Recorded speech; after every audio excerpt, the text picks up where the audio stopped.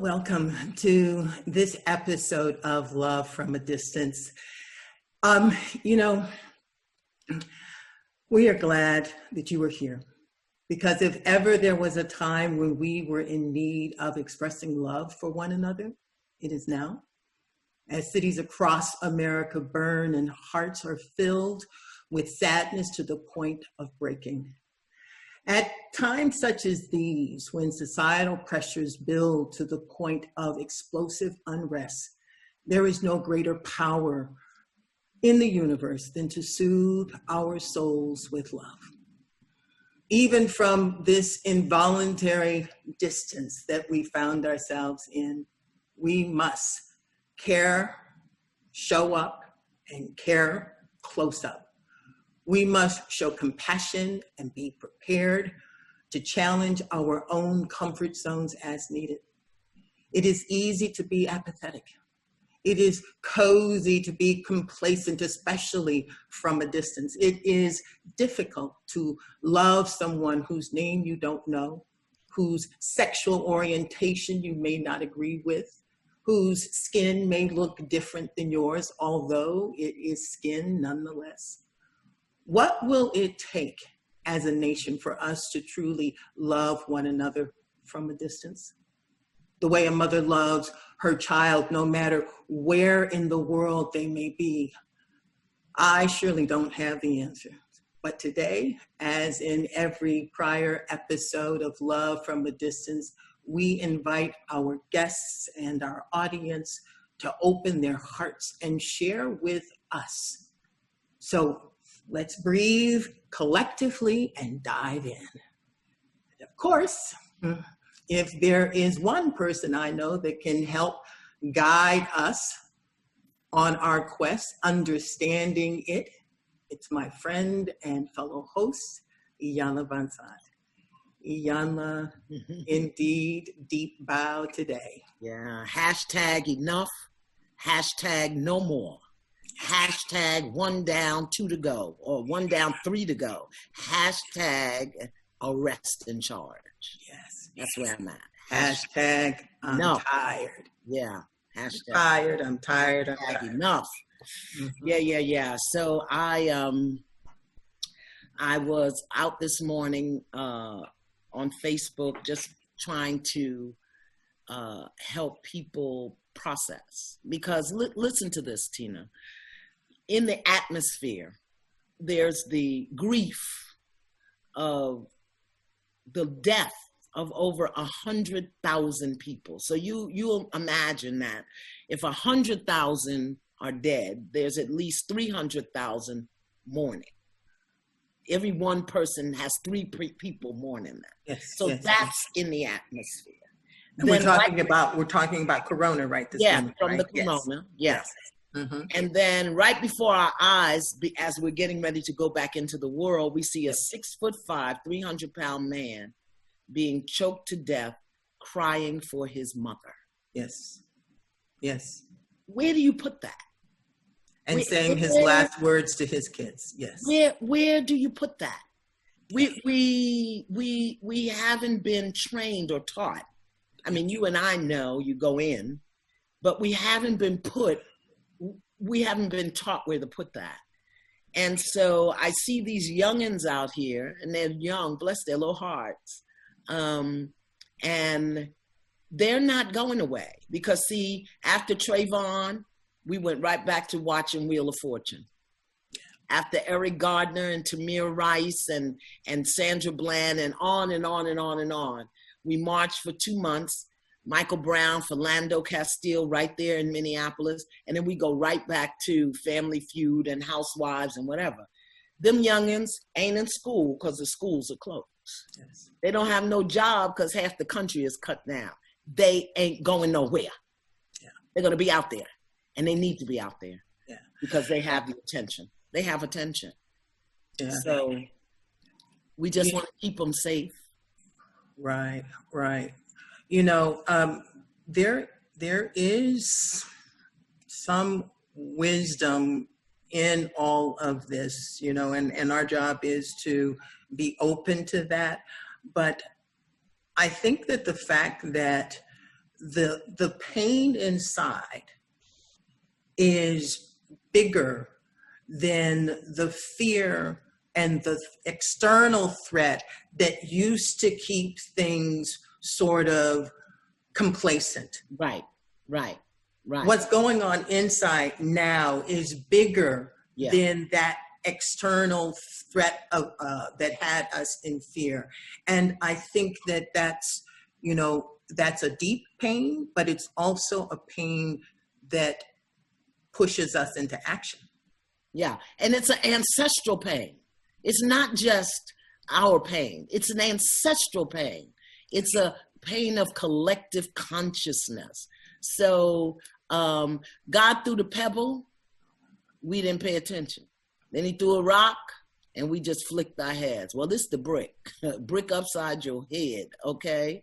And so I just, again, I think that those of us who are at home, I want to lift up the young people in Miami. I know Miami's in the thread.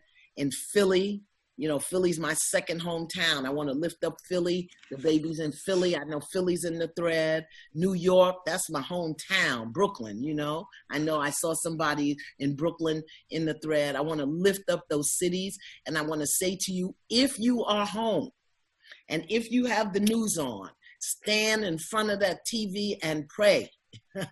Send light, send good energy right in front of the television. Yes. One of the reasons this looks like this is because of how powerful we are, how powerful our minds are. So now we're going to flip the switch. Yeah, Texas, Minneapolis, sending you big love. Chicago is on fire, okay? So we want to lift up Chicago, and wherever you are, just send light and love and healing, because I tell you, I don't get angry often, but I'm really angry that grown folk that I pay with my tax dollars and that I push my lever to vote for couldn't think of anything better to do than to send tanks and armored military out in the street.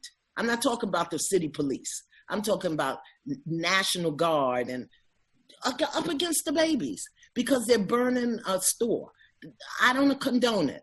I don't condone it, but I'm saying we taught them to be materialistic. 2 years old and $200 sneakers. Some of them out there live at home, ain't got no job, and they got $1,000 iPhone.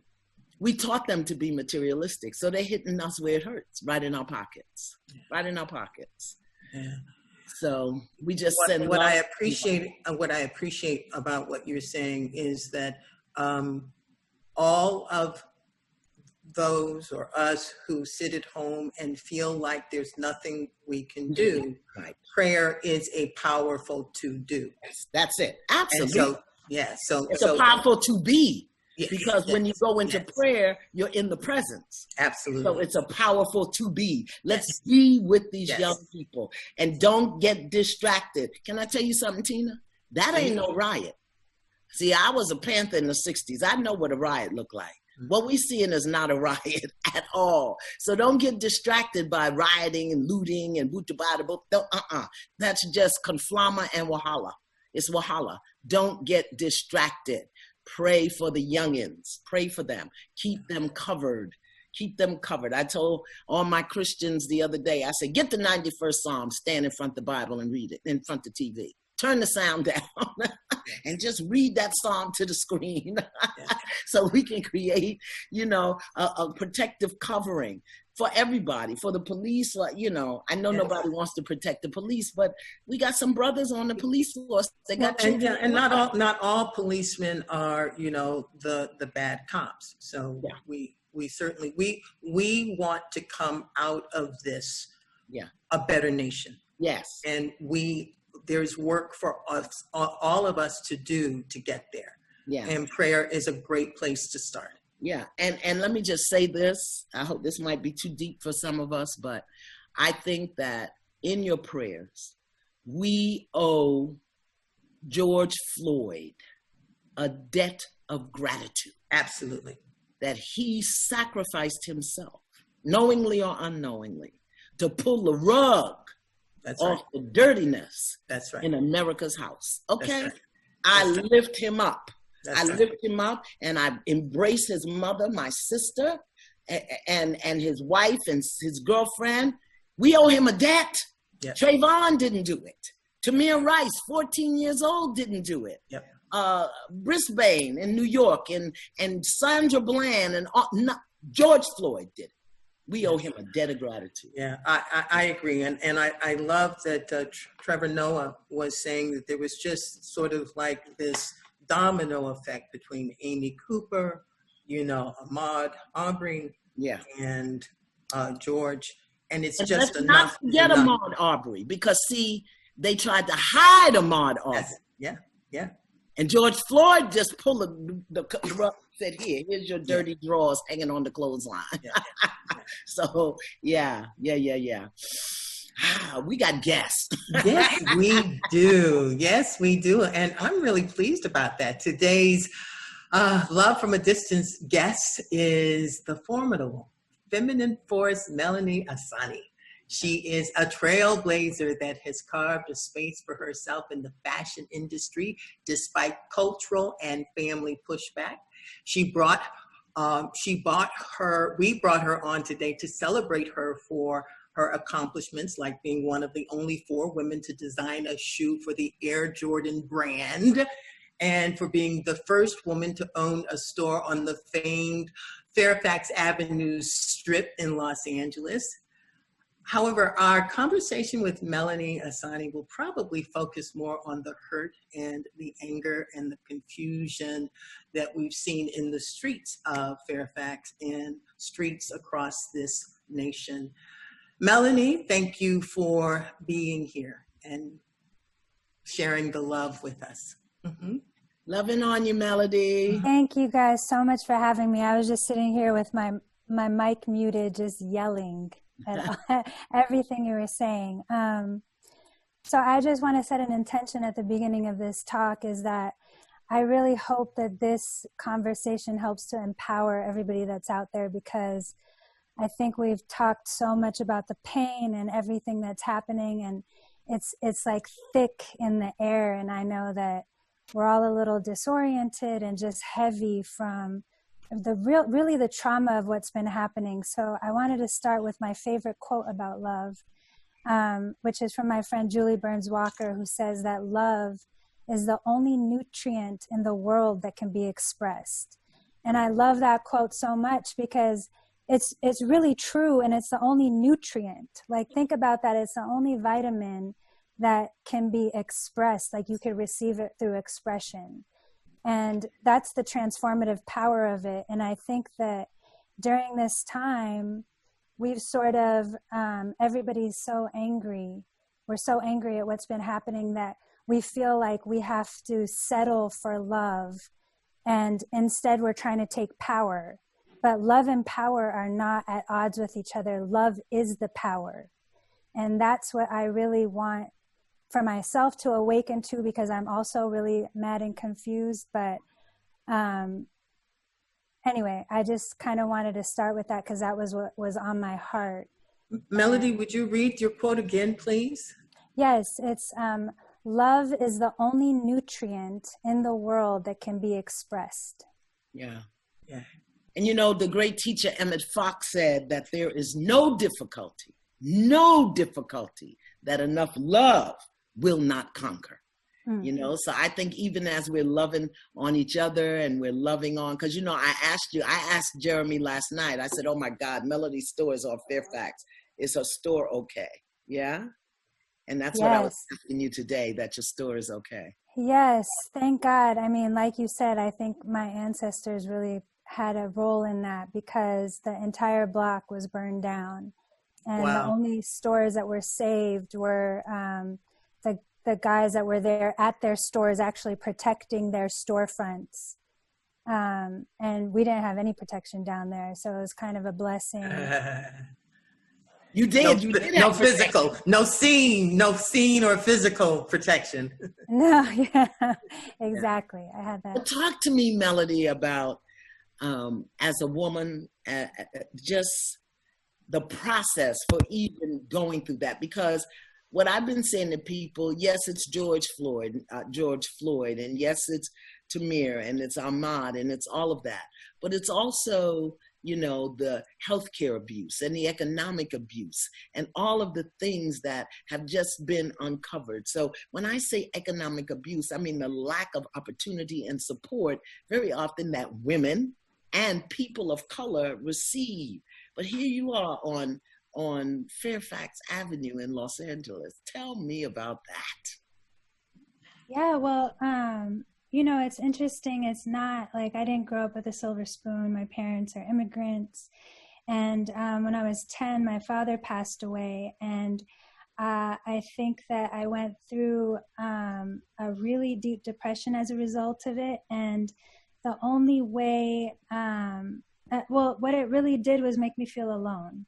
And the only way that I came out of that was finding other people that had been through that, and then finding a creative and an artistic expression for it, which in my family wasn't supported, or in my culture really, because, you know, according to my culture, my value lied in who I married, not who I was to become on my own. And whatever I was to become on my own was only to increase my value as a wife, not as a person in the world. And so I really, in a lot of ways, really created myself. But I really feel like there is a certain level of magic that happens when you show up and do what you feel called to do. And I think that that's kind of what happened. It's like, there's so many people that I know that have asked me, like, how did you do this? And of course, it's not luck, it's work, but it's also a part of it that I just can't explain. I feel like I just showed up. And the showing up part for me was the hardest part because, you know, you were saying it's ancestral, right? Like all these things that we have inherited. We all have legions and legions of historical, excuse my language, shit that we've inherited. And Yes. It's our job to unfold and undo that. Yes. And it's the hardest thing you will ever do because literally everything in me felt like what I was stepping out to do wasn't safe. It wasn't okay. I was going against every single woman in my family that had come before me, including my own mother who was telling me I was. And so it's really hard to undo that stuff, but I really feel like our role is to not repeat history, but to, you know, unfold our divine blueprint, because each of us is a new thing that's never existed before, that's not tied to a lot of that history that doesn't benefit us anymore. You know, one of the things that I learned coming from both Native American and African ancestry is that they were, the energy for me, it was like they were afraid for me to move beyond the barriers that they faced. You know, my grandmother was a squaw. Can you imagine? I always say this because it blows my mind. My grandmother was a Native American born in the 1920s who passed for Black. It was easier for her to be Black than it was for her to be a Native American, okay? So imagine talking about denying your identity. So that's what I inherited as a woman, the cellular memory of denying my identity. But through, you know, just inner work and inner fitness, I discovered it wasn't that they really wanted to hold me back. They were afraid because they knew chains and they knew ropes and nooses. And here I am talking about going to law school, you know? So right. we really have, but I think what's happening now is that people are breaking past the barriers of the ancestral nooses, because your family tree can put a noose around your neck unless we do, like you said, just keep moving forward. Keep moving forward. Yeah, I really think we're trying to do that. I just wonder how it's going to happen, because I really feel like it's going to take something radical. You know, like you said, you rioted in the 60s. We just rioted now. But I don't feel like it's the most creative or innovative solution or the most effective. Yeah. And so what are we going to do now? And I really think that it requires waking up to something, to a deeper awareness within each of us that that really allows us to go deep enough to operate from a core place, not a repeat history place, because we already know that doesn't work. Yeah, we already know it doesn't. You know, Melody, when you were talking about your charge, you know, to go down a path that was foreign to all of the women who had come before you, and listening to something that, you know, you can't actually hear with your ears, but you hear with your being. I think that we get to leave room for the fact that that's the journey we all are on, that evolution and pushing this species forward is hard work. And each one of us, as we show up with the intention of making room for that thing to speak, we really do become part of the answer in the midst of all of this that we don't understand, in the midst of all of this that is frustrating and painful. When we allow ourselves to be used, we have to trust that in addition to this pain, there is a journey that is worth making, because something is pulling us forward. Absolutely. And that's why, you know, I've really been focused during this pandemic on the difference between who we are and what we are, you know? And I think that we're so wrapped up in the who, like, I'm Melody Ehsani, I'm a designer, I'm so-and-so's wife, I'm so-and-so's daughter, I'm, you know, it's like all these things are who, but it's what I bring to all those roles that's the real me. That's right. And I think that we have trouble finding value in that what, but that what is everything. Like that what is our soul. That's our soul's expression. It filters through everything that we are. And so that's what I really want to get to the core of, because that's sort of what initially what this pandemic sparked. It was like, if you have nothing, you have none of your resources tied to you, then what are you? Like when you walk into a room, what is it that you bring to that room? It's a what, because people feel it, you know, and that's the thing about each of us that's so special.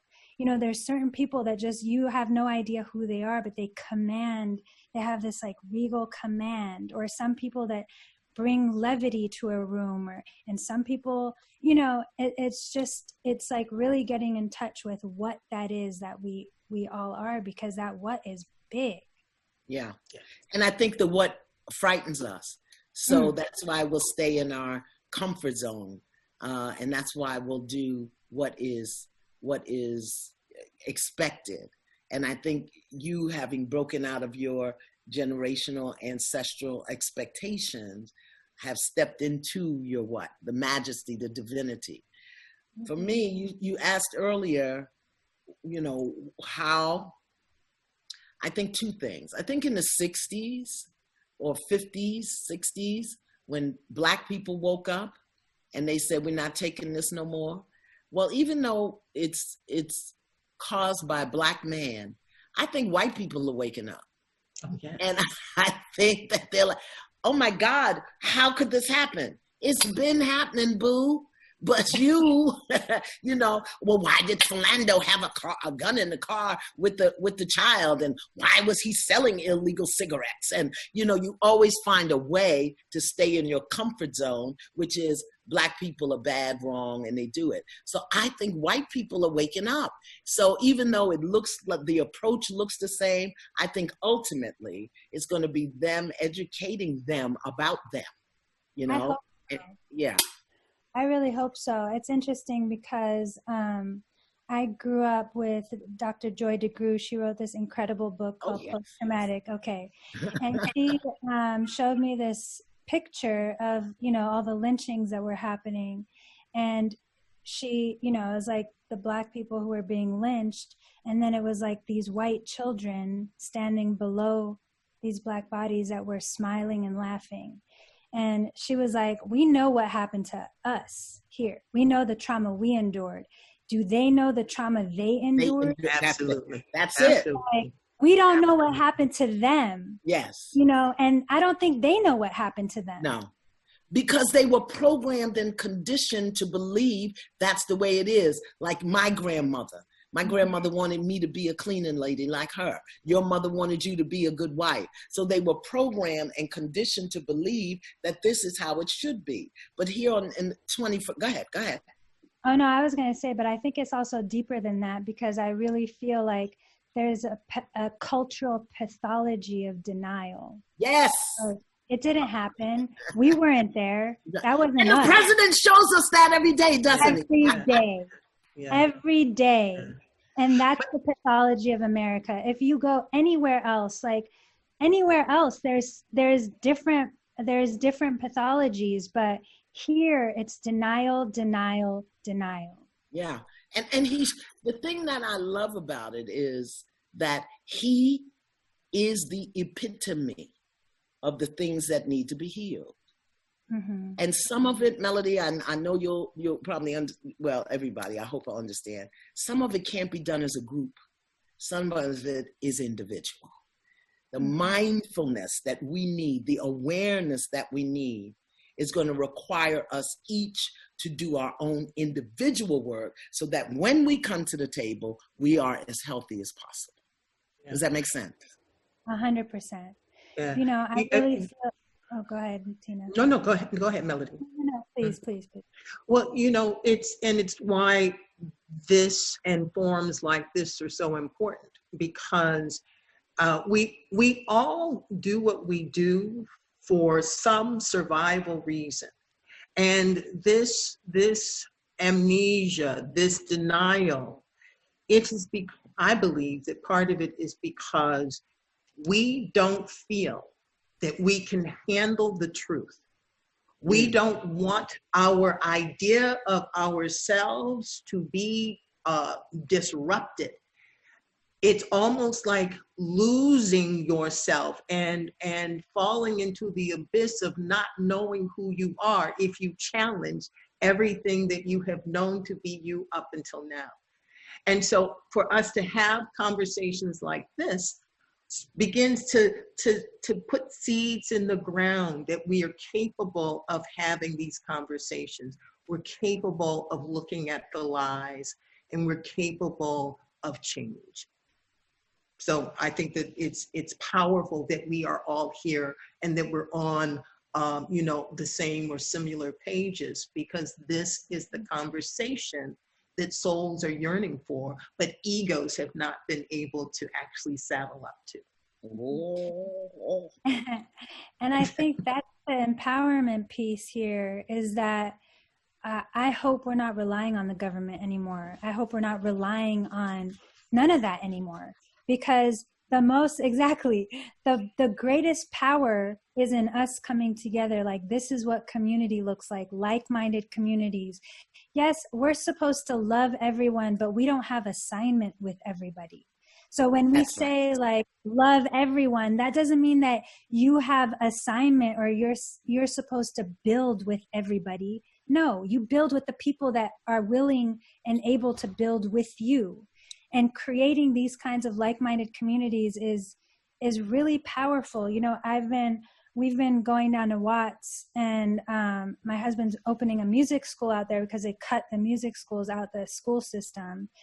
And ever since COVID happened, we've been going down there and, you know, making farm boxes. And there's one woman down there, Tanya, literally one woman. And when I tell you, all she did was just like identify a need. She was like, a lot of people in my neighborhood are only eating like 4 meals a week. This is a problem. So she got a couple people together. They started going to Smart and Final and buying groceries. They're like, okay, we could spend $2,000, whatever it was in groceries, buying groceries and then coming and handing them out to her neighborhood. Within 2 weeks, an organization caught wind of it, funded it for the next 2 months. Within 3 weeks, we got wind of it, brought in like 5 other people, because people want to help. They just don't have the startup. A lot of people don't have the startup energy. But the people that do are, you know, it's like, it's remarkable what we're able to do on a grassroots level by simply just coming together and sharing. It's really, really, you know, that's the Poor People's Movement. Tell me the Reverend's name. What is the Reverend's name? The Poor People's Movement. I know David Ayelwo is working with him now, and Erica Alexander. Barber. Oh my God. Barber. Barber, right. Reverend Joseph Barber. That's what he's doing. You know, just the people, they see the need, they're stepping in. So I think, you know, William Barber. I think anybody who's really looking to do some work and make a difference. Here's the piece. And for some reason in this age, I don't know if it's social media or I don't know if it's fame addiction, everybody thinks everybody's thing has to be on TV. You got to have a TV show about it, you know. Get out there and do something. And you have to be after the bag. You know, I'm so tired of that doggone bag. You know, the idea of money being the road to happiness, because we all know that it is not. No. And yet we continue to invest in chasing the bag instead of investing in becoming whole inside of ourselves, which is where our resourcefulness and our power is. Mm-hmm. Yeah, I think Reverend Barber, I think he's in North Carolina, but a simple thing. Hill Harper was raising money to buy water for the residents of Flint because they still don't have clean water. Their whole system needs to be redone. And people were thinking, oh, I don't have money. I said, there are 87,000 people on this thread. If we all sent them $1, do you know how much money they have? But the GoFundMe takes a thing. So, but in 48 hours, we were able to raise $28,000, just people sending $2, $3 after GoFundMe gets there. That's how we've got to think. Not that it's got to be big and splashy and led by celebrities. Miss Tanya in Watts doing what she could. We could each do that where we are. 100%. I mean, there's so many models like that have existed. I heard about this church that where they talked to all their members. It was like a big church. And I wish I knew which church it was or where it was, but my friend told me this story. And anytime somebody got sick, everybody would donate money every month. And it was like $1, $5, $10. And they would cover their medical, it was like a health insurance that they had developed within their church so that everybody could receive the best medical health and best medical care. But they, you know, they didn't have health insurance. They had created their own health insurance. Yeah. So I know what you're talking about. Yeah, instead of paying like $500 each month, each person, you know, if somebody gets sick, you just let's just take care of this person now. And it was so brilliant. It worked seamlessly, and that's what it is. And it's also an investment in because the system just doesn't work. It just doesn't work. Like, if we believe in unity, simple concept, a 2-party political system doesn't work. Why do we have 2 parties? Right. Inherently, it doesn't promote unity. You can't be unified when it's an us versus them, no matter what. Yeah. I believe that the whole team culture that is part of this country is problematic because it automatically puts people in this opposition warrior I want to beat or win over you mindset. And I love that even, again, this conversation is offering people ideas that haven't been modeled before. Yeah. And so that's the thing. Yes. That's the thing, because although and I know you know this, Melody, we are the most uncreative, creative people I've ever seen. They want to do what's been done before. And then over again. Yes. And then when it works, they just change the host or change the color or change the name. And when you go, and I work in the most uncreative of creative industries, television. When you go to them with a new idea, if they haven't seen it, they can't even calculate it in their brain. They can't even calculate it. Because I keep saying, why isn't there a woman on nighttime television? Oh, well, it's always been men. Even Johnny Carson wouldn't put up a woman. I'm like, I gouge my eye out with a plastic spoon. Right.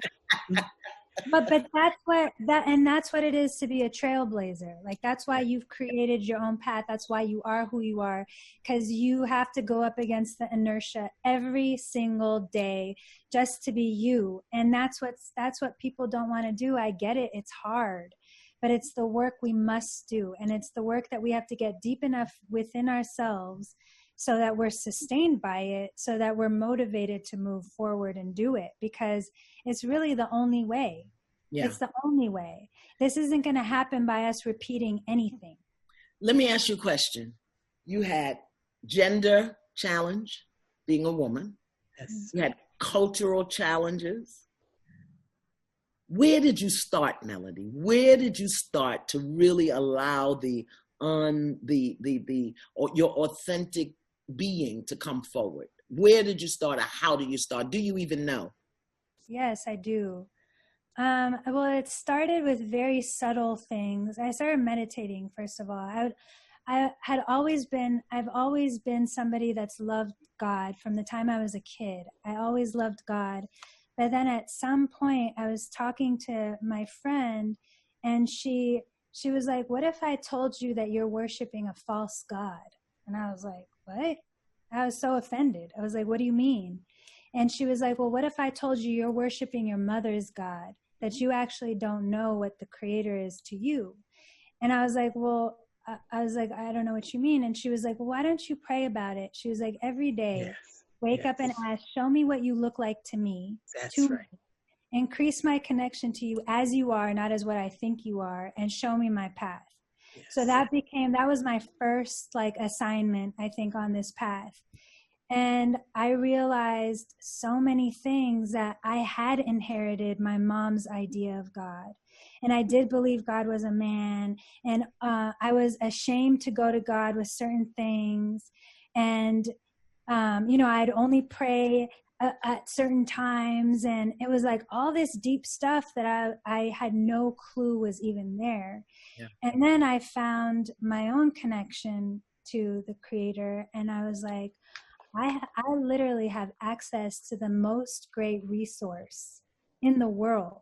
I don't need anybody or anything, because I have direct access to the most great resource. Like, does anybody understand? I felt like a crazy person, but I was like, and not only do I have direct access, but my creator wants me to be who he created me to be. And so why wouldn't I be supported by that? And why wouldn't, And so as I went on this journey and started getting deeper in myself, I started noticing more and more things, like culturally, where, my mom would always make comments to me when it came to men, where she thought I wasn't, she would always say, you're not smart enough with men. Like, you don't know how to do it. And I always just thought I didn't know how to get a man. Like, I just believed that. And then eventually, as I'd get deeper and deeper, I'd realize, oh my God, in my culture, Persian women put seduction as the highest, it's like an attribute of God, to be able to seduce a man. Well, to me, seduction isn't an attribute of God. If anything, it's a test. And so what I'm looking for is attraction. So how do I become, which I believe is an attribute of God. So how do I embody my attractiveness and actually authentically attract somebody as opposed to like seduce somebody? So, I mean, that's just like one example, but I started getting deep where things just started becoming more and more apparent to me of what I had inherited and then just adopted, and I was just repeating it because I didn't have the language for it or I didn't understand it. And I think all of us have these things on some level, but we never question it. And I saw every single one of my Persian friends repeat the cycle, every single one, because it was too hard for them to break out of it. It was just too hard. They didn't want to go against the inertia of their parents, whatever. But, you know, I will tell you, it was the hardest work I ever did. But in hindsight, it's the most gratifying work I've ever did, because my mom and I have grown eons.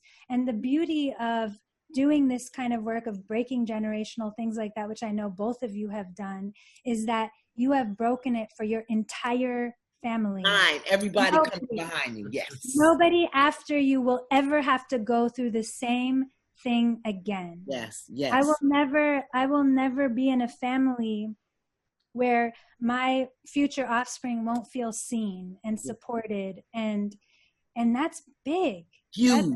That's a privilege. It's everything.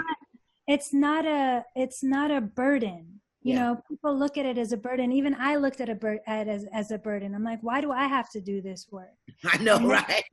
I look at it as a privilege. I'm like, I'm so happy I got to do this. But, you know, it's just like the Christ when he said at the last minute, oh, you know, take this cup from me. It's like, I don't want to do this. Could you pick somebody else, please? But, you know, I grew up in the Apostolic Church, which is huge in the Black community. And I met God in the midst of my suicide attempt.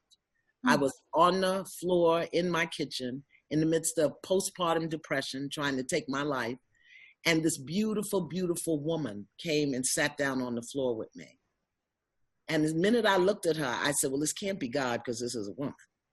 And she said to me, do you want to die or do you want to stop hurting? Oh. Ooh. And I said, I want to stop hurting. And she said, I'm going to teach you how to live. Yes. Because I didn't want to die. I just didn't know how to live. Yes. You know? So from then on, I was very clear that there is a feminine and a masculine aspect of God. Well, try telling that to the Apostolic Church. But you know what? That's interesting, because on the topic of love, I feel like love is a feminine attribute, and we mistrust the feminine. That's right. We don't trust the feminine. That's right. And I feel like that's why we don't trust love to be powerful enough to get us through this. And that's love, grace, compassion, all of those are the feminine aspects of God. Vulnerability. All of those are feminine aspects, and those are the things that, I'm vulnerable. You know, never. Yeah. Absolutely. And I'm going to risk adding patience to that. Yes. You know, we think that we see the whole picture, and that is our human arrogance. But every single thing that is happening, it is moving us forward. No matter how painful it is, no matter how cyclical it looks, we have to be vigilant and we have to do our part. And I love, Melody, that you know, you've just given our audience something very tangible that they can do. They can stand inside of themselves. And Iyanla, I heard you talking about that on Fear Not, but stand inside of yourself and ask, what is my purpose and how do I know thee for myself? You know, not through anybody else, but you and me, God, or whatever other name you want to use. Those are two powerful things for us to sign on to be patient. What were the questions, Melanie, so that the audience can hear them again? I was asking, show me what you look like to me. Yes. Increase my connection to you as you are, not as what I think you are, and show me my path. Okay. That's daring. That was also really when I realized what service looked like, because before I always viewed service as like something that was a sacrifice or that I had to do. And then I realized that the utmost like true service is really just inhabiting who you are. And it's not only serving humanity and your creator, or whatever greater thing you believe in, but it's also the ultimate service to yourself. Yes. Which is the grace in all of it, because who knew that you could serve people and serve yourself? Like, it'll make you feel just as good, if not more gratifying. But so, you know, ancestrally, we weren't even taught we had a self, you know, right. So people are bowing down to the God of low self-esteem and unworthy, but you got to have a self before you can have value or worth or esteem or respect or love, you know? And the whole definition that I was taught of self-love is to see yourself as God sees you. That's self-love. Just see yourself as God sees you. And he doesn't see your hair or your check. She doesn't see your designer shoes or your whatever, you know? No, that's one of my favorite meditations sometimes, is going in and just asking them, like, show me what I look like to you. Oh, beautiful. And just wait. Yes. Yeah. Melody, I'm so curious as to how your orientation to, I'm going to say truth, because that's what I call life, you know, your orientation to truth informs your business efforts. How do those two things match up? Well, it's really interesting because we've been talking about, you know, doing things in a new way. And I've really tried to view, I didn't set out to be a business person. I just wanted to be a creator. And it was sort of like by default, I ended up having to become one. And so I was like, okay, well, if I'm going to create my own world or my own brand, what is it going to look like? So I first started off with some of the things that I believe in, you know, like equality of men and women, you know, oneness of mankind. And, you know, I really felt like backbiting or gossip was like the number one destroyer of unity. And so, for example, with something like that, it was like, I knew that in a working environment, unity was the number one element. It's the only way that we're going to grow as a company. It's the only way we're going to learn how to work together. So in my company manual, I banned gossip, and it was cause for fire. I was like, if you talk shit about anybody, you will be fired instantly, because it's the number one destroyer of that unity. So how are we going to recover if we're talking about each other or people in the world or our customers or whoever? And so it's little ways like that I've tried to implement, or, you know, some things that just sort of not intuitively, but just happened by default, where when I first started, I didn't have money for marketing. But I knew, I had a knowing that women know how to spread word about something they love around the world faster than the internet. You know, we just know how to do that, especially if it's authentic. Right. And so I was like, that's what I'm going to do. I'm a super shy person, but I'm going to wear these shoes I made, or I'm going to wear these rings I made. And anybody that asks me, I'm going to tell them about it and talk about it. And everybody would ask me. And so it was just like, I had this plan, and this is pre-Instagram, where things, you know, it was just word of mouth. I really grew the business tremendously because of that quality, you know. And then it's interesting because I dropped out of law school to do design. And when I was going to law school, I really wanted to, you know, fight for human rights and women's rights. And I was so disenchanted with law after I did a number of internships that I dropped out, but I really didn't see the nobility in design. I was like, what is fashion going to do for the world, you know? Which really meant I didn't see the nobility in me and my own talents, which was a thing I had to overcome. But when I did overcome that, I started to see everything differently, because I was like, the street sweeper isn't just a street sweeper. He's actually the person that's cleaning the face of our planet. Like, the nobility in that job is so beyond what I have any right to judge. And so I started to see the nobility in what I did and the opportunity that I had. And so all the things that I was oriented, the justice oriented things, I was like, I don't want to be a new look in fashion. I want to be a new voice. Okay. This is going to be my platform to share my messages. So my store has kind of been like a community space.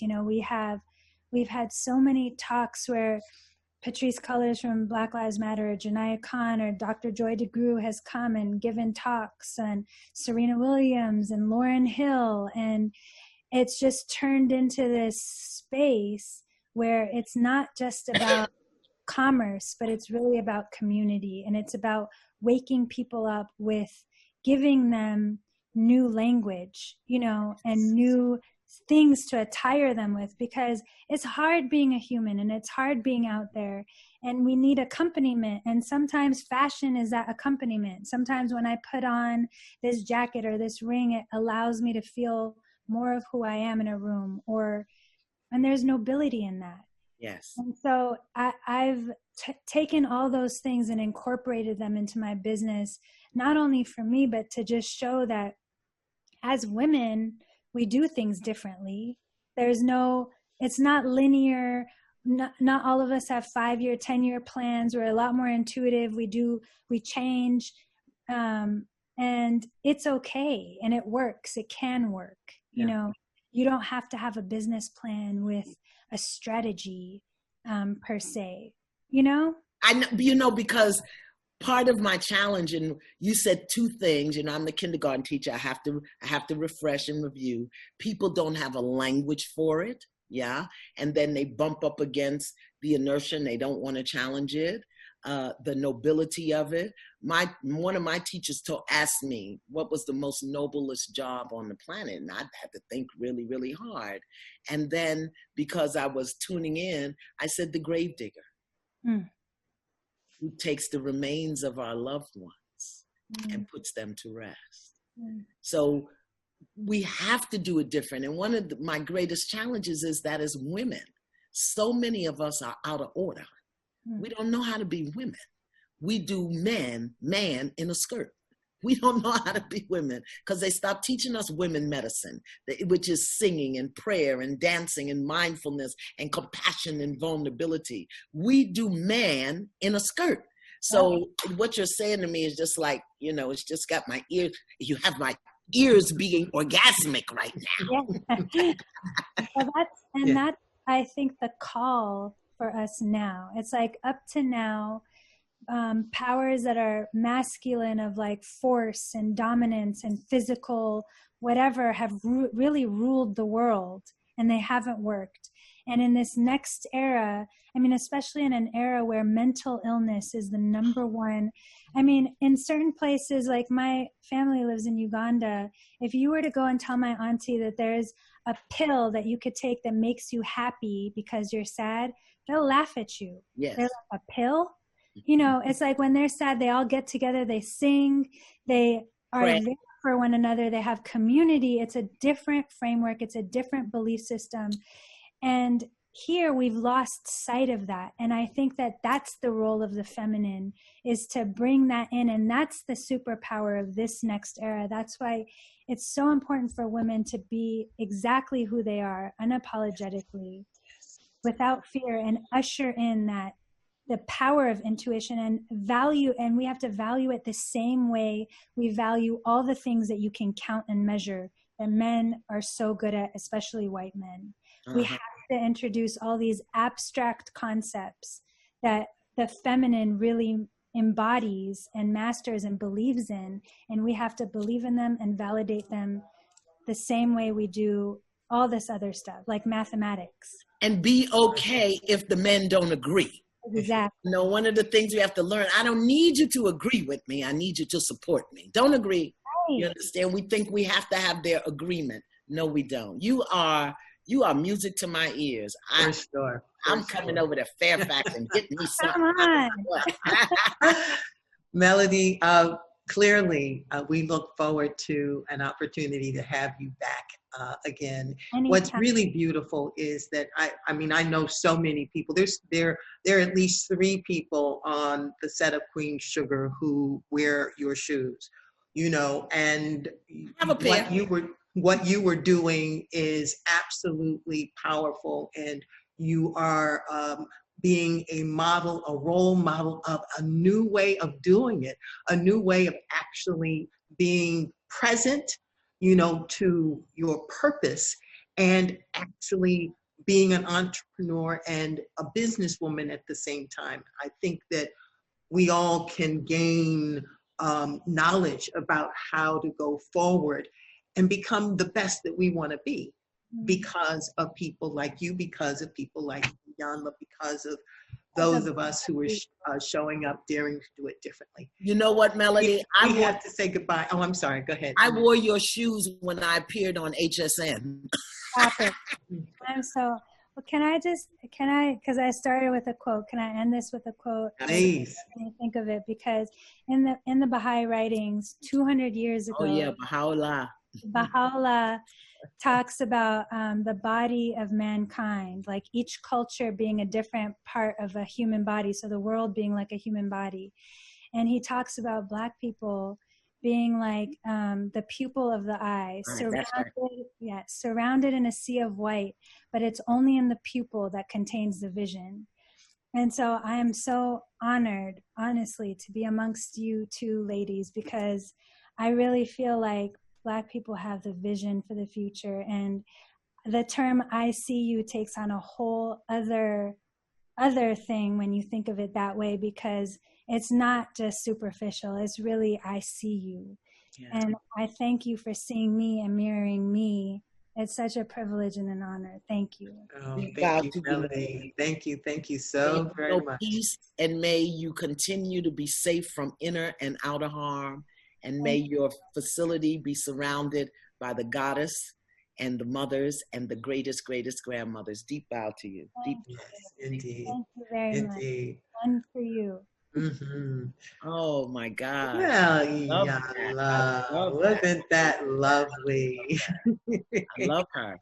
It's so funny. I did when I went to present Masterpiece on HSN, my stylist had a pair of shoes, and I said, Lord, I'm wearing these shoes to HSN. I loved it. I walked proudly. Yeah, all those colors coming together in such a unconventional and yet perfect way.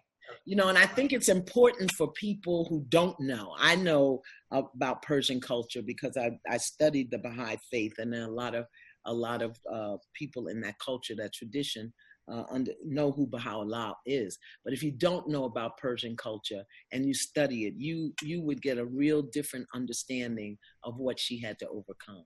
Really, it was Herculean for her as a woman to be able to step out of that. And more, you know, just like, you know, I stepped out of the consumer history of my family. More and more people are doing it, and her spirit, you can feel it in her spirit. Absolutely. Yeah. Absolutely. And the gift that she gives us is the reminder that we can do it differently. Yes. And just ask.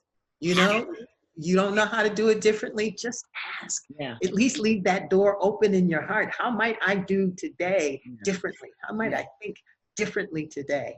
But you know, you're them. Let me tell you, I know we have guests, but you doing it, the whole Borderlone family is doing it differently on Queen Sugar, but that's a whole nother conversation. We'll talk about that. We'll have to have an episode or a segment where we can just talk about the Borderlone. We should have the whole cast on, you know, really. Oh, we should. We should. Okay. That'll be fun. Okay. All right. Well, I have to say that the entrepreneur in me, as much as I enjoyed talking with Melody, I am equally excited about the guests that are here now. We have Arlan Hamilton, who is a self-taught investor. Okay. Who started her venture capital fund, Backstage Capital, while she was homeless and literally living out of the San Francisco airport, y'all. Mm-hmm. And then Jewel Burks-Solomon is one of the only persons of color to ever successfully sell a startup to the Amazon company.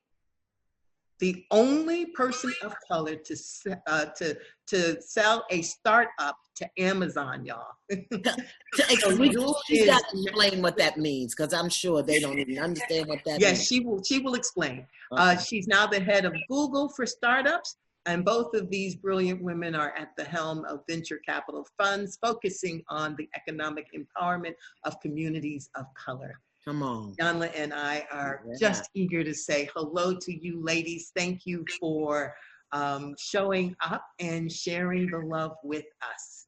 Now, where are you, Jewel? Where are you? I am in Atlanta, Georgia. So they're protesting. And where are you, Arlen? I'm in Los Angeles. Oh, yeah. Where are you with the protests? Where are you in terms of proximity? Where are you in terms of just presence? I'll say briefly, I'm in Hollywood, the Hollywood area, and so there's a lot going on. It's actually quite quiet right now, but the later it gets, the more happens. But thankfully safe and privileged in my perch, might say, because people are out there fighting for us. Yeah. But this has been, for me, I mean, just observing this show has been so much fun and such a distraction and such a warm feeling, and I just really appreciate that. I love the title of your book. It's about damn time. I can almost hear it. And Jewel, you're in Atlanta. They tearing up Atlanta too, yeah? Well, I don't know about tearing up. I think it's getting blown up a little bit on the news. I did do a little drive today to see what was going on, and I didn't see much destruction. I know there have been some buildings that were damaged, but it wasn't nearly as bad as I've seen on the television. But what I did see that disturbed me was I did see Humvees and soldiers out in the streets, and that to me was pretty disturbing today. Isn't that overkill? I can't imagine. Excessive. It's just, I just don't even know. Talk to me. Tell them, Jewel, what that means, that you are the first woman to sell a startup to Amazon, because I don't. Person of color. Person of color. Tell them what that means. What is the startup, and what do you mean you sold it to Amazon? Yes. So in 2013, I started a business called Part Pick. It was a technology company where we created new technology that could recognize replacement parts. So think about if you're doing a repair project and you need to find something, we created technology to make it easier to do that. And end of 2016, I was approached by Amazon to purchase the technology, and they bought the company. So I sold the company to Amazon, and then went on to work at Amazon, integrate the technology into the mobile app. So was able to, do that deal, and in the process, learn a lot, learn the process of building the business from the ground up, then getting it acquired, and then actually using that technology to power search in the Amazon app, and then using the proceeds to invest in other businesses. And so that's what I'm doing now. Wait a minute. A Black woman doing technology? Is that what am I to understand that is that what you're trying to say to me? There's math and science? 100%. And it happens all the time. I think we have to, stand up and say, we are here, we are technologists, we are builders, we're creators, we do it all. And so that's really, I'm proud to say that we, not just me, but had a very Black team also that was building with me. So it's important that people know that. And Arlen, talk to me about venture capital, because you have a venture capital company. I don't even know if most people know what venture capital is. Well, I'll also say that Jewel is always modest. So I've known her for a few years. So I'm always going to say this. it's no small feat what she did. I know it ain't. To accomplish what she was able to sell to Amazon, one of the largest companies in the world. And they don't buy things for the fun of it. They are very particular about what they buy. And, you know, they got a deal. You know, if she's not a billionaire, they got a deal, in my opinion. Right. So Right. I just want to make sure that was understood. I'm a venture capitalist, which basically means I invest other people's money into technology companies. So in 2014, I think, is when I first came across Jewel, and I was had housing insecurity. I had no money to speak of, but I saw people like Jewel. You know, she would have been a year or two into her journey with that particular company, and to me, I said, you know, I felt like I was surrounded by people who were people of color, women, LGBTQ, et cetera, who were doing and creating these amazing things, but it wasn't like they were a household name. It wasn't like they were getting all this shine. And at the least, I thought, well, at least they're getting funded so that they can go ahead and make this bigger, like the other guys that I see making Twitters and Facebooks and Apples and all of that. And when I learned that they weren't, when I learned that 90% of all venture funding, which is the money that goes into innovative companies, basically, it's a part of private equity, 90% of that was going to straight white men in the United States, when straight white men make up about 30% of the United States. I just thought that was crazy. And even though I had no history in venture, and I didn't know what a venture capitalist was a few years prior to that, I had some sense, and I could tell that was not right. And people like Jewel didn't need a handout, didn't need help. They needed to just be seen. They needed that spotlight. That was unfair because of so much that had happened in our past. So that's when I said I'm going to, well, a couple of years before that, I said I'm going to set out to invest in 100 companies that are led by underrepresented founders by 2020. Oh. And you had an intention. I had an intention. Yes, I did. And people thought I was a little crazy just because I didn't have any money. I have money to invest in myself. And you were living out of the airport. Yeah, but I think, you know, it's similar to Pursuit of Happiness and all of that. Like where there's a will, there's a way. And so I found a way. It's a long story. That's why I wrote this book. It's about damn time to explain everything, how it happened, how I did it. And it just took day by day, years and years and years of the same way Jewel took her years to make what she did happen. And none of it was easy, and none of it has been easy, but I've gone on to, with my team, invest in 130 companies led by underrepresented founders. And we reached the 100 mark in May of 2018. Well, can I be among the 150? What do you got? Let's talk. Let's talk. Jewel, I mean, Jewel's an investor. I'm not a techie though. Listen, Let's do Shark Tank. Let's do a mini Shark Tank for. I would love to see the Black Shark Tank, but anyway. I've been working on it for so long. You know, you talked about TV and how they can't get their minds. I have pitched a more diverse Shark Tank. The only woman of color who has ever been a judge or whatever investor on Shark Tank was Jennifer Lopez, one guest spot in 10 years. So I have pitched to them directly, and I've pitched to others, have a more diverse Shark Tank. And, you know, I think there's stuff in the works, but I'm thinking, I don't know, Joel, I don't know if you want to be part of this, but I'm thinking, let's do something online. Let's just make it happen. Online. Did you approach OWN? Let me not put that out there. Don't answer that question. Let me not put that out there. But you know, that's exactly what I was just thinking, that the internet is so wide open. Why not just create your own space? Yeah. Yeah, we can do that. We actually, my team and I did a pitch competition. I won't say it was Shark Tank. I think it was a little bit more loving than Shark Tank, but minnow tank. We did one last week, and we were able to award $57,000 to Black-led companies that are doing something innovative during this COVID time. So that was our mini version, and we'll likely do that again. Now you're at Google, Jewel, and you're doing startups at Google. Talk to me about that, because that's another monster, you know, over there. Google, that is a monster. Yes, it is a monster. But I am focused on leveling the playing field for underrepresented founders. So we have programs running. Right now we're running a program in Atlanta called the Atlanta Founders Academy, where I have 47 Black, Latinx, and veteran founders in this program, getting them the best resources that Google has to offer. And it's all about how do we get them what they need to build these successful businesses, and how do we break down what has been institutional barriers to the resources, the money, the talent that they need to be successful. Yeah, and I want to come back to you for a moment, Arlen, because I find it so interesting that you very clear you did this without money, because so many of us stay stuck and refuse to move because we don't have money.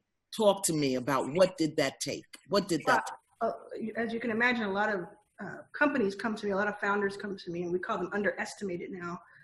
Founders come to me and they'll pitch their product or their service, and I'll say, okay, sounds good.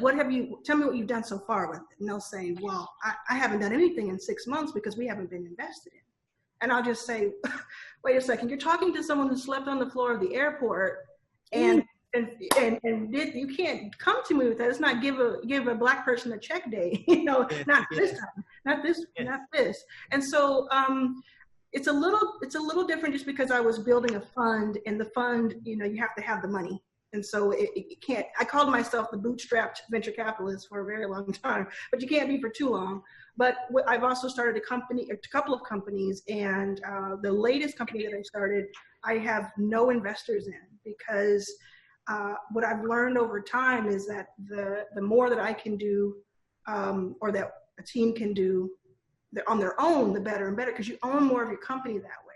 Yeah. So yes, there are times to take on funding. There are times to do that, but there's also what I love, and I just love people who bootstrap their companies. And if you're selling something, selling a hair product, or you started a tech company, a SaaS product, sell it.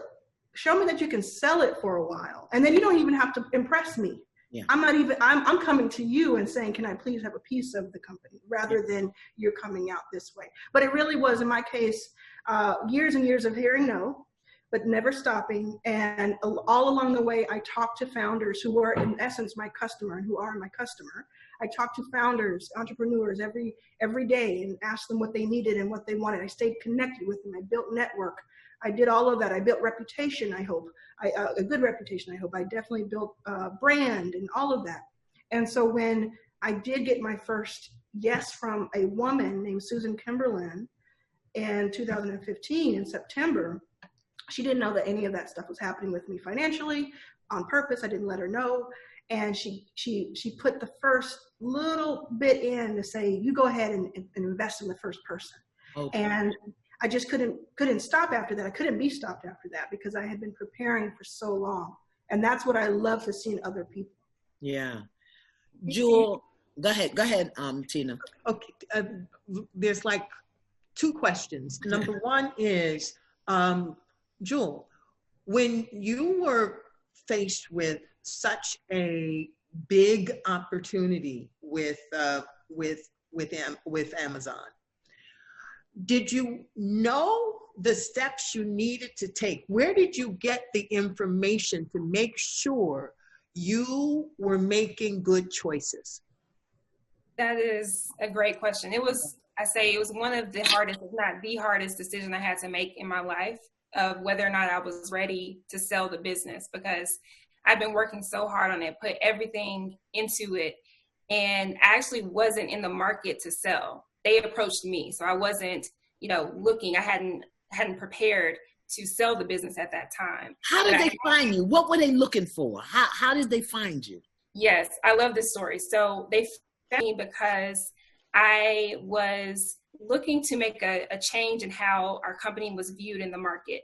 I wanted us to be assessed up against computer vision, deep technology companies. And so I made a decision to put our CTO, who's also a Black woman, out in front. So her name is Dr. Nashley Cephas. She's amazing. And I wanted her to get more notoriety, to be known as a leader in her field of this deep technology that we were working on. So I reached out to some conferences to have her speak. And one of the conferences invited her to come. She did a presentation on our technology, and Amazon corporate development was in the room during her presentation. So that's how we got on their radar, and they approached her after, and then that's how the conversation started. So it really started from me wanting to put her up out front, and then, you know, that's what got the ball rolling on us being able to sell the business and all of us be able to benefit from that. Yeah. So how did you make the choice to sell? That's what Tina was saying. Right. So and know that you were sequencing things and had the right numbers and all of that stuff. Yes. So the choice to sell was difficult. I did it because I really assessed my options. And at the time, I was in the market trying to raise more money. And the term sheets for that additional money, so basically the offers for that additional money, were not attractive. I wasn't happy with them. I didn't like the investors. So that option wasn't great. Then when Amazon came in, they gave me an option that was more attractive from a monetary perspective. But also, I had written on a sheet of paper when I first started the company that eventually I wanted to sell the business, and Amazon was the top company on the list as far as who I would want to sell to one day. So when I thought about that, I was like, okay, here they are. I did say that this is what I wanted. The timing is unfolding. Yes, the timing isn't exactly what I thought it would be, but I have to trust that I put it out there in the atmosphere, and here it is. Your intention.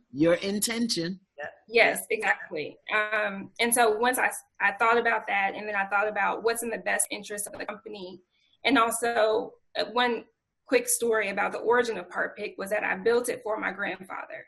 So my grandfather was in the middle of his harvest. We have a family farm in Repton, Alabama, and his tractor broke down. And so he needed to find a part for the tractor, and he couldn't find it. And so I built this technology to make it so it would be easier for him to find that part whenever he needed it. And so I thought about my grandfather, and I thought about how I needed to be able to get this technology to them faster, and I could do that through Amazon in a way that I couldn't do it myself. And so all those things, thinking about the timing, thinking about my grandfather, thinking about the fact that I had made an intention about the sale, is how I came to that decision. And then I sought counsel. I looked to people who had done this process before to help me figure out how do you actually go and negotiate this type of deal. Mm-hmm. Let me ask both of you this question. Talk to me about fear along the way, because it sounds, I don't know this to be true, correct me if I'm wrong, I'm willing to be wrong, that neither one of you had a model in your lineage, in your experience for how to do this. Did you? Did either one of you? So in my case, I did have a little bit of a model. I had my mother. She was a business owner from the time I was a little girl. So I had seen her grow a business, and she was kind of my coach through the process. So even though her business was very different, I could always call her and kind of talk through things with her. I had my grandparents. My grandfather started businesses back in the 50s and 60s in Mobile, Alabama. If you think about, you know, how hard and difficult that was at that time in that state, you know, he's gone now, but I think about him as my inspiration as far as business goes. So I did have models of what it looks like to be a business owner, what dedication and hard work it takes. But I didn't see people doing it in the technology space. So I had to kind of create the models in the area that I'm in. What about you, Arlen? Did you have models? Were you following somebody? Well, I'll tell you, I was following two models. One model was rich white men. That you didn't even know. Okay, but I didn't even know. And one model was Oprah, a woman, I don't know if you know her name is Oprah. I was following that model and I had always danced to the beat of my own drum. There's certainly fear there because, I mean, I truly just came into this party and just came in as myself, and as myself, still to this day, very different than most of what is in Silicon Valley, what is in venture in general, and kind of face that every day. But to me, it was, I was reading about Richard Branson since I was 15. Yeah. And I was looking at the people who were in venture. I was looking at these men who were in venture and reading their books and watching what they were saying and watching their interviews. And I just said, well, I could do that. I mean, nothing about them seemed to me to be something to revere or to be afraid of, because I had been raised by a strong Black woman, my mother who is here, Mrs. Sims, and I had been surrounded by strong people who were not that prototype or that archetype that was, you know, the guy. And then on top of that, especially during that time of 2013 to 15, 16, the person who was being looked up to the most in tech was a 25 to 30-year-old, mostly white, young guy in a hoodie who dropped out of some Ivy League school. And though they didn't impress me then, they don't impress me now. You know, it's how you treat people and it's what you do with your life. And so I can be impressed by that. But just the fact that you rolled out of bed and decided you were going to become, you were going to have your dad write a check for you and see if you can make it. I'm going to be more impressed any day of the week by Jewel Burks than I am by Mark Zuckerberg. Any day of any week on any planet. Yes. Yes. So Arlen, would you share your mindset when you are standing in the room with these peers that are, you know, ahead of you in this journey? Similar to when I went in, and just definitely knowing what I had to face, what I was up against, knowing that they're just being guys in general, not necessarily race, but just being guys in general. There's a lot of competition. There's a lot of ego. So I said, well, let me match that. Let me be bold and let me be audacious. Let me go out there like that. And so it was that. I have a small partnership with Mark Cuban, for instance, and a lot of people get really weird and they're like, I can't believe you're talking to him like that. I can't believe you're in the same room with him, or you're combating with him if you don't agree with what he says. And I'm just like, he's a billionaire and he is my elder. I will give him that. And he's, you know, powerful, but that's about it. Why should I be afraid there? And so I try to learn from the best of them. I try to learn the best qualities of what they do. I watch what people do very intently, and I call it siphoning that privilege. I call it augmented privilege. I siphon it. I take from the good, and even sometimes I'll take from not so good, but it's that boldness that I see in these men in these boardrooms who will say just the most mediocre things and get the applause of a lifetime, and just kind of taking from them and taking that cue. I know you've been there, you know, when you're doing these deals and when you're having these conversations, we've all been there. And I just couldn't, I just don't take it anymore. There's just a line that happened. I don't know if it happened in my third, I'm gonna be 40 this year. Maybe that's what it is. I don't know. Yeah, 40 will do something to you. Yeah. I think I'm hearing you say that you now know that when you step into those rooms, those people are not as smart as they think they are, and not as smart as you necessarily have assumed that they are in comparison to yourself, and you just own your space. Is that? Yeah, and I'm not saying that I am better there, that I'm smarter than everybody, and I know. It's more like I think we're equal. I have a little bit of a Pollyanna vibe about me, because I think we're equal before you change my mind, right? We start out equal. And I just think that we can go toe to toe, because I'm going to go, because we should. This marketing has told us that we're inferior, but that's, you know, I don't look at trends. I don't look at marketing. You see how I'm dressed?